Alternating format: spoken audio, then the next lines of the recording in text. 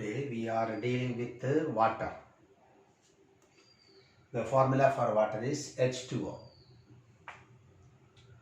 Water is an important solvent for animal as well as for plants.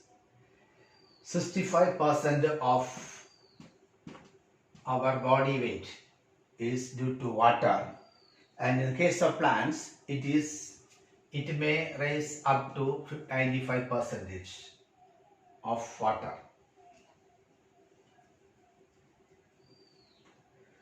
The water help for the transportation of ions and molecules to various parts of the plant and the body for their metabolism.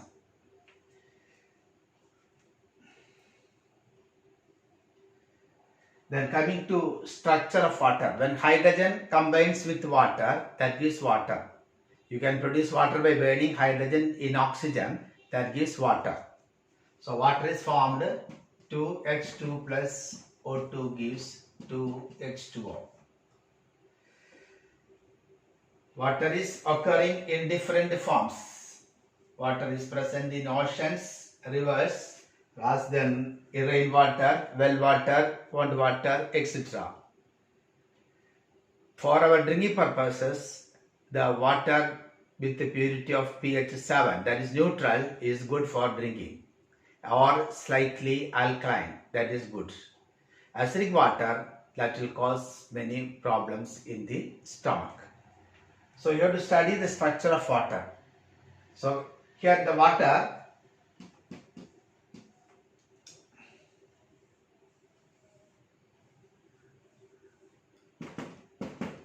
contain two lone pairs and two bond pairs. The oxygen atom, after sp3 hybridization, gives 4 lobes. 2 lobes are overlapped with the hydrogen atoms. So this is oxygen and this is hydrogen, this is hydrogen. So 2 lobes are overlapped with the hydrogen atom to give sigma bonds, and there will be 2 lone pairs. So the structure of water is, the bond angle is 104.5 degree. Hybridization is sp3. Shape is bent molecule. Bent molecule. So in water, oxygen undergoes sp3 hybridization to give 4 lobes. 2 lobes are overlapped 2 hydrogen atoms, and the 2 contain lone pair electrons. These 2 are lone pair electrons. So 2 lone pairs are here. So bond angle is reduced. 109.5 degree is the sp3 hybridized bond angle, but it is reduced to 104.5 degree because of the repulsion between 2 lone pairs and lone pair bond pair repulsion. Because of the repulsion between the 2 lone pairs, the bond angle is reduced to 104.5 degree. And you know the shape is a bent molecule, and water molecular mass is only 18. Even though the molecular mass is 18, it is existing as a liquid. So what is the reason for that?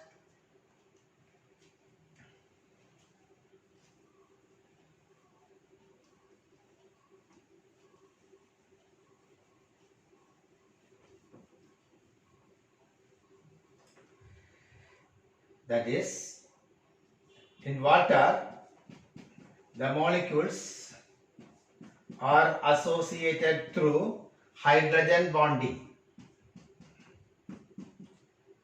You know, when hydrogen comes in between 2 highly electronegative elements like nitrogen, fluorine or oxygen, a bond will be formed, and that bond is called hydrogen bonding. So because of the presence of the hydrogen bonding, the water molecules are associated together, so it is existing in the liquid form. So this will give rise to hydrogen bonding, and this process proceeds. So association, this is hydrogen bonding.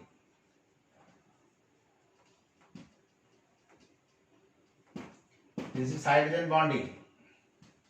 So because of the presence of the hydrogen bonding, the water molecules are associated together. So even though the molecular mass is 18, very small, it is existing in the liquid form. and it has a high dipole moment. The surface tension is very high. Its thermal capacity is high. Heat capacity is high. So because of the high heat capacity, that is the thermal capacity, it can moderate the climate conditions and the body temperature. So our body temperature and the climatic conditions can be moderated by water because of its high specific heat capacity, and that is heat capacity. Then coming to ice, the solid form. Water can exist in three forms: liquid form water, solid form ice, then water vapor in the gaseous form. So in the solid state, water is existing as ice. All solids have higher density when you compare with the liquid and liquids. But when ice plays in water, it floats in water.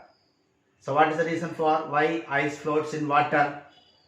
It is because of the arrangement. In ice, the molecules are arranged tetrahedrally, leaving vacant spaces. So as a result of the vacant space, the density of ice is less than that of water.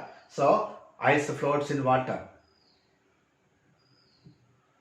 Since ice floats in water, it can protect the aquatic life in cold climates. Otherwise, if the density of ice is higher than that of water, this ice will sink to the bottom, water will come to the top. So in the polar regions, cold regions, aquatic life will become very difficult. So in polar regions, now ice floats on the surface, but there will be water below it where aquatic life can live comfortably. So ice floats in water because of the structural arrangement which leaves space, so vacant space that decreases the density of the ice.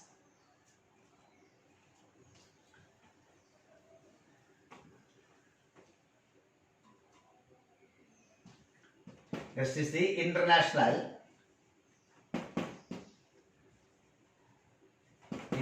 standard for drinking water.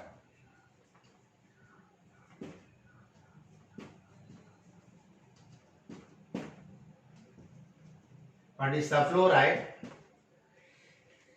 The fluoride is necessary that will strengthen the teeth. But if there is a limit, upper limit is about 2 ppm, about 2 parts per million, that will cause a disease called the brown mottling of teeth.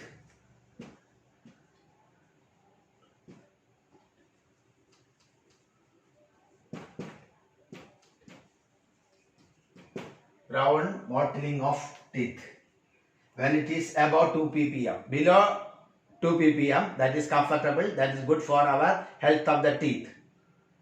The enamel gets strengthened by the presence of fluoride. So many toothpaste has advertising that their paste contain fluoride. But that should not exceed above 2 ppm. If it exceeds above 2 ppm, that will cause a disease called the brown mottling of the teeth. That is, the teeth become brown in color. Then next is lead. Water gets contaminated when water flows through lead pipes. And lead is very harmful. It destroys the kidney, liver and the reproductive system. That is very harmful, lead. And the limit is only 50 ppb, parts per billion, ppb. This is parts per million, but this is parts per billion. 50 ppb is the maximum limit of lead in drinking water. Because excess lead, that will destroy kidney, liver and reproductive system. So lead should be below 50 ppb.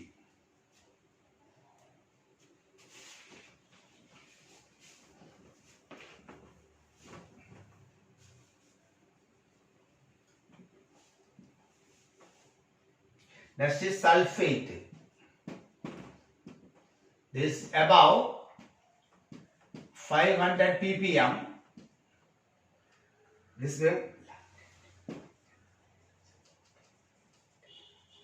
lactative effect will be there. Above 500 ppm sulfate in drinking water, that will cause lactative effect.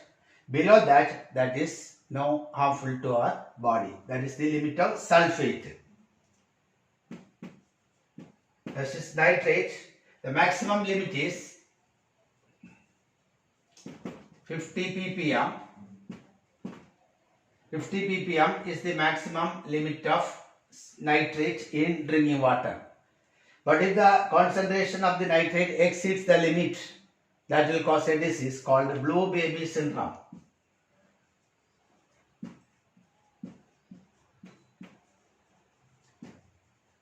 Blue baby syndrome, that will be caused if the maximum limit exceeds 50 ppm of the nitrate. Then iron, aluminium, maximum limit is 0.2 ppm, very low.